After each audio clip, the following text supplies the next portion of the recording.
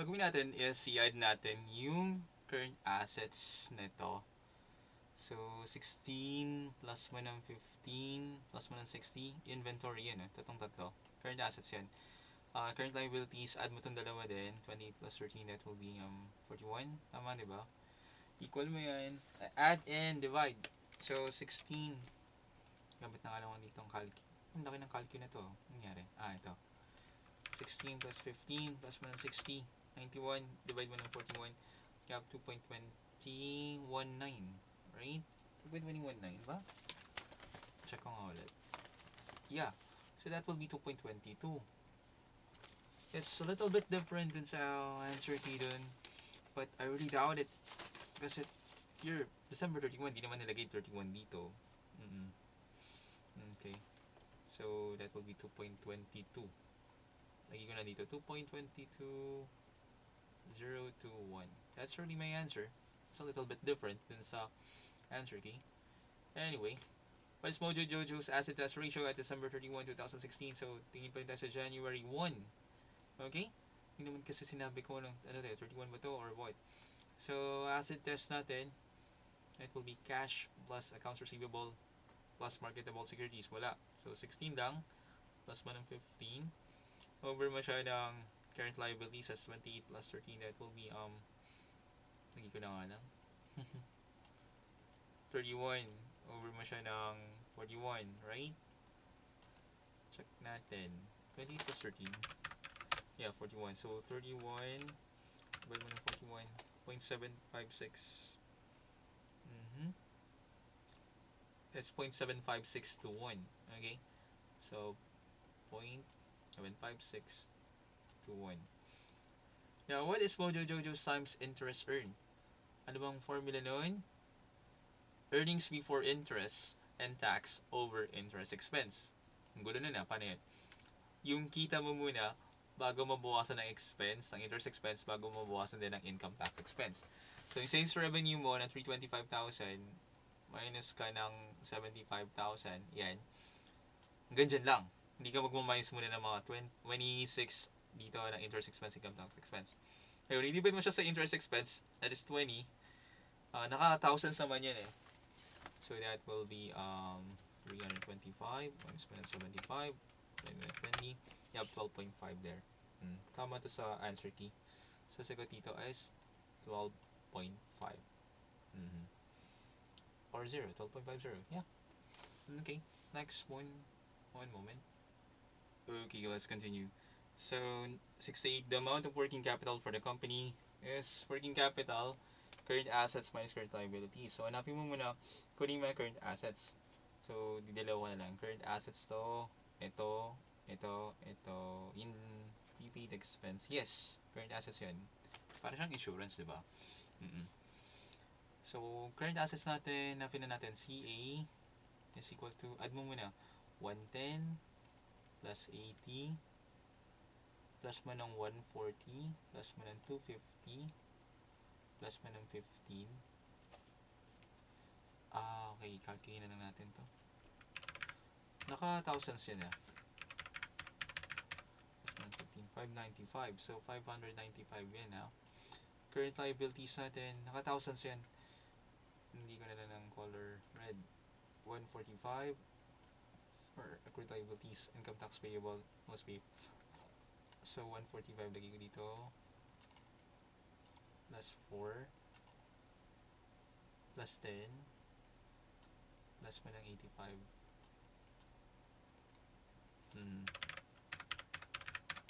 Ay, okay. Wait lang. Plus yan. 85. 244. So, working capital mo, ayun lang, 595 minus 244,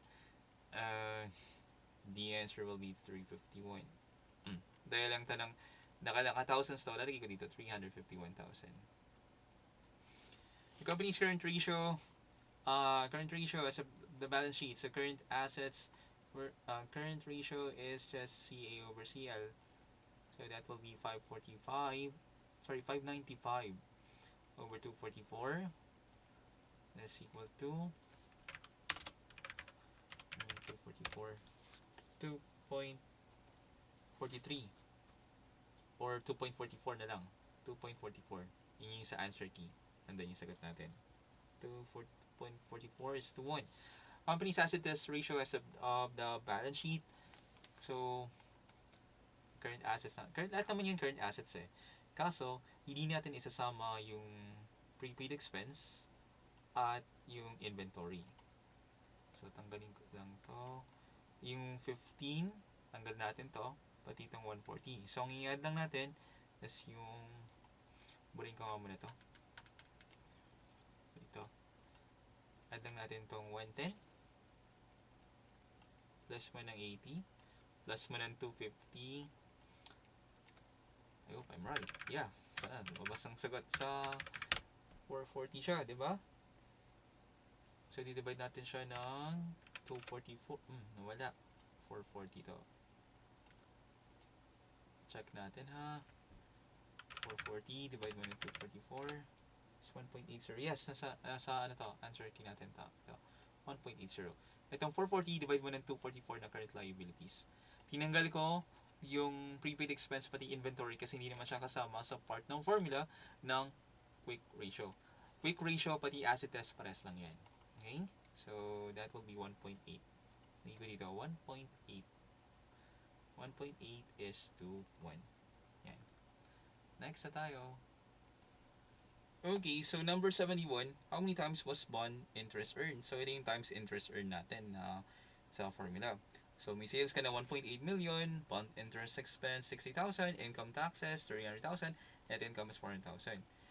Kaso, wala tayo dito ang cost of goods sold. Hindi mo malalaman yung parang pinaka-earnings niya before interest and tax. So, we're going to have another one. Yung EBIT lang hanapin mo. EBIT is kung hindi binigay yung cost of goods sold, ito yun, net income plus income taxes plus interest expense. Add mo tong tatlo, yan, ito yung numerator natin. So, 400 plus, by thousands yun eh. Tapos, interest expense natin, that is 60,000 or 60. So, calculahin mo, 400 plus 3, delete mo na nga lang. Plus 60, divide mo ng 60, that is 12.60. 67. Ito yung nasa answer key. Diba? Okay, next problem. Sulat ko lang.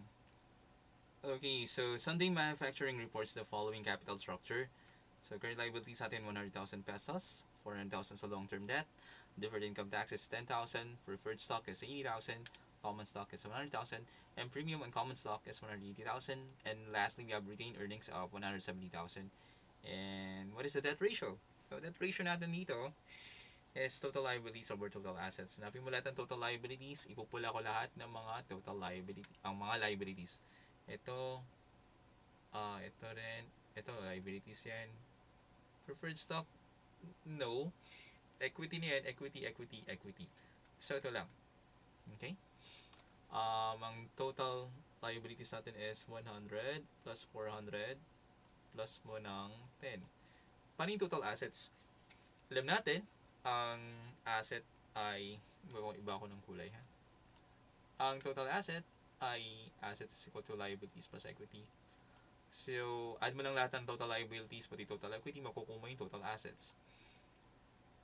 Add mo lang to. Calculate ka na lang.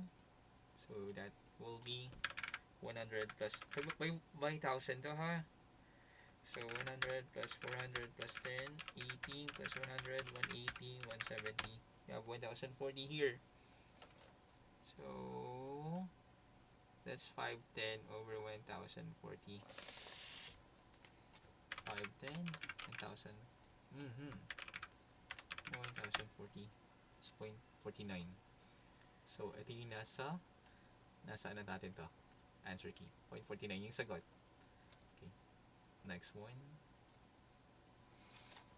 Next tayo, so this is number 74. February company has a current ratio of 3.5 and an asset test ratio of 2.8. Inventory equals 49,000 pesos and wala daw siyang prepaid expenses. February company's current liabilities must be what? So, binigita natin dito current ratio of 3.5, so magagamit natin tong formula na to. Equal yan And asset test ratio, ito yung quick ratio din yan. 2.8. So, lagi mo yung mga pwedeng maligay. So, current ratio daw ay 3.5. At ang asset test ratio, lagi ko na lang quick ratio, ay 2.8. Inventory ay equals sa 49,000. Wala daw prepaid expenses. We don't care about it. It's not really useful. So, formula ng current ratio is CR is equal to CA over CL. Diba? So, 3.5 to. At CA hindi natin alam. CL hindi na natin alam. Kasi CL nga hinahanap. Yung asset test ratio, alam natin that will be like cash. Teka lang, baguhin ko. Tanggalin ko na nga ito. Asset test ratio, that will be cash plus receivable plus marketable securities over mo ng CL. That will be around, ang tawag dito, quick ratio to. Okay. So, yung cash natin, that will be around, wala palang binigay. So, paano natin gagawin to? The inventory. Pwede natin gawin is we can add ang current assets hindi natin alam, di ba?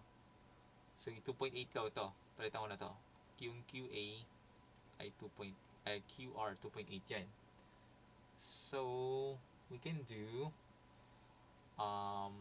para mapasama natin yung 49,000 na inventory, ang current assets natin will be this one plus mo yung inventory. Diba? So, yung current assets, itong buo na to, plus mo yung inventory. Diba? Lagi ko to. Ito, pati yung inventory. Diba? Or we can say, para mapasok natin tong CA dito sa formula, that will be like CA minus mo ng inventory, edi ito yun. Ito yung numerator. Diba? Over mo siya ng CL, that will be 2.8. So, may dalawa na tayong formula. Kailangan natin, ilagay natin, ipwesto natin na naka-CA siya. So, CA here, dito sa parte na to, that will be 3.5 CL. At dito naman, that will be CA minus inventory is equal to 2.8 CL. Or CA is equal to 2.8 CL plus inventory. Ngayon, may dalawa tayong CA. CA is equal to 3.5 CL at CA is equal to 2.8 CL plus inventory. So, paano mo yung gagawin? If A is equal to B and A is equal to C, then we can say that B is equal to C, right? Transitive property of equality. So, 3.5 CL is 2.8 CL plus mo ng inventory. So, that will be 3.5 CL minus mo ng 2.8 CL is equal to inventory. That will be 0.7 CL is equal to inventory. Ano ba yung inventory? Binigay yun, di ba? 49,000. So, palitan ko na to. 49,000 yan. So, CL is equal to 49,000 over mo ng 0.7. So, current liabilities natin, gamit ka ng CalQ, 49,000. 70,000. So, ang sagot ay 70,000. Ito yun, nasa choices siya. Letter A. Okay, I'll just get the next one. Okay, so last one, 75. Based on the following data for the current year, what is the inventory turnover? So, net sales on the account. Net sales on account during the year is 500,000 pesos. Cost of merchandising sold during the year. I forgot to put the year. Yeah, put the year there. 340,000. Accounts receivable beginning of the year, 45,000. Accounts receivable end of the year, 35,000. Inventory beginning is 90,000. Inventory ending is 110,000.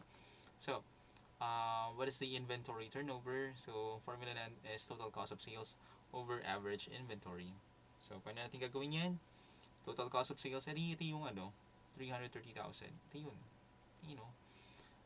Average inventory, add mo to, divide mo ng 2.